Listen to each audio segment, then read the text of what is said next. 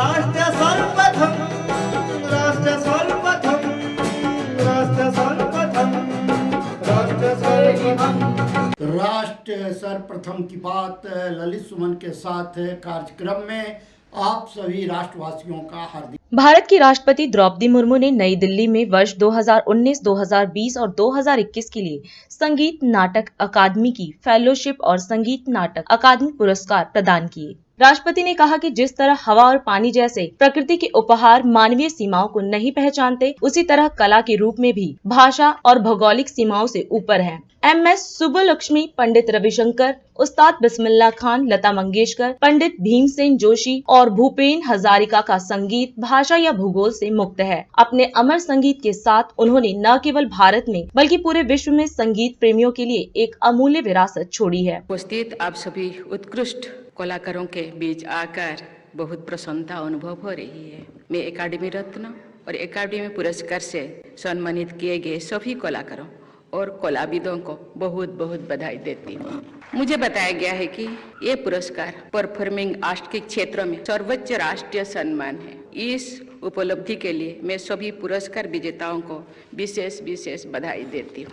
मुझे ज्ञात हुआ है कि इन पुरस्कारों द्वारा पूरे देश की विभिन्न कला विधाओं को मान्यता दी जाती है।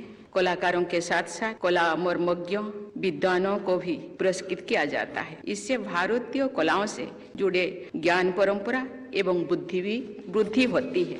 संगीत नाटक अकादमी पिछले 7 दशकों से विभिन्न भारतीय कला विधाओं, संगीत, नृत्य, लोकनाट्य तथा रंगमंच को प्रोत्साहित कर रही है। इन विधाओं के व्यापक रूप से प्रचार प्रसार हेतु भी अकादमी द्वारा प्रयास किया जा रहा है। अकादमी ने युवा पीढ़ी को कलाओं से जोड़ने के प्रयास भी शुरू किए हैं। अकादमी द्वारा अमृत युवा कलशोत्सव के आयोजन की मैं सराहना करती हूँ। सभ्यता द्वारा हमारे भौतिक उपलब्धियाँ सामने आती है, लेकिन संस्कृति द्वारा हमारी अमूर्त विरासत की धाराएं प्रवाहित होती है। संस्कृति द्वारा ही किसी देश की वास्तविक पहचान होती है। भारत के अद्वितीय परफॉर्मिंग आर्ट्स ने हमारी अतुल्य संस्कृति को सदियों से जीवंत बनाए रखा है। हमारी कलाएं और कलाकार हमारी समृद्ध संस्कृति के संवाहक है। विविधता में एकता भारत की संस्कृति की सबसे बड़ी विशेषताएं हैं। असम के बिहू नृत्य से लेकर केरल की कथकली तक, पूर्व में छऊ से लेकर पश्चिम में गरबा तक, नृत्य विधाओं में हमारी संस्कृति की इंद्रधनुषी छटा दिखाई देती है। यही विशेषता अन्य कला विधाओं के विषय में भी उतनी ही सार्थक है। सभी देशवासियों को इस तथ्यों पर गौरव होना चाहिए कि हमारे देश में कला की सबसे प्राचीन और सबसे श्रेष्ठ परिभाषाएं और परंपराएं विकसित हुई है। भरत मुनि और आचार्य अभिनव गुप्त जैसी विभूतियों ने प्राचीन काल में ही कला तथा साहित्य के स्वरूप और उद्देश्यों के विषय में जो विचार व्यक्त किए और सदैव प्रासंगिक बने रहेंगे।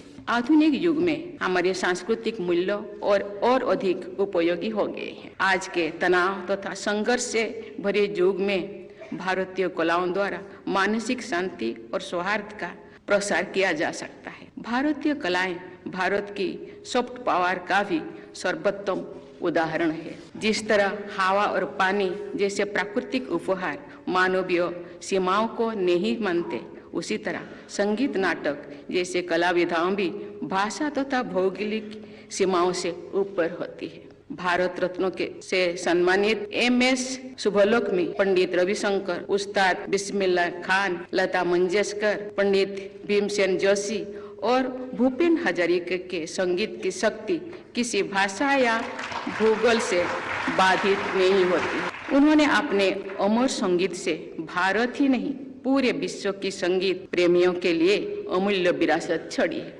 मैं अपनी देश की अद्भुत कलाओं को नमन करती हूँ। आज सम्मानित कलाकारों को मैं एक बार फिर बहुत बहुत बधाई देती हूँ। मुझे विश्वास है कि आप सब विभिन्न कला परंपराओं को आगे बढ़ाएंगे तथा आने वाली पीढ़ियों को भी इन कलाओं के साथ जोड़ेंगे। आप सबके और हमारे देश की उज्जवल भविष्य के लिए मैं आप लोगों को बहुत बहुत शुभकामनाएं देती हूँ। मैं यहाँ बैठे हुए 2 मंत्रियों को और कला संस्कृति विभाग के बहन को मैं कहना चाहती हूँ, आप आज मुझे कला के समुंदर से मिलाए हैं, तो नदी से झरना से कब मिलाएंगे, उसी दिन का मुझे इंतजार है। थैंक यू, धन्यवाद। राष्ट्र सर्वप्रथम की बात ललित सुमन के साथ कार्यक्रम में हम आपसे आज यहीं विदा लेते हैं। अन्य खबरों के लिए आप बने रहें। राष्ट्र सर्वप्रथम, वंदे मातरम, जाग उठा है भारत। राष्ट्र सर्वप्रथम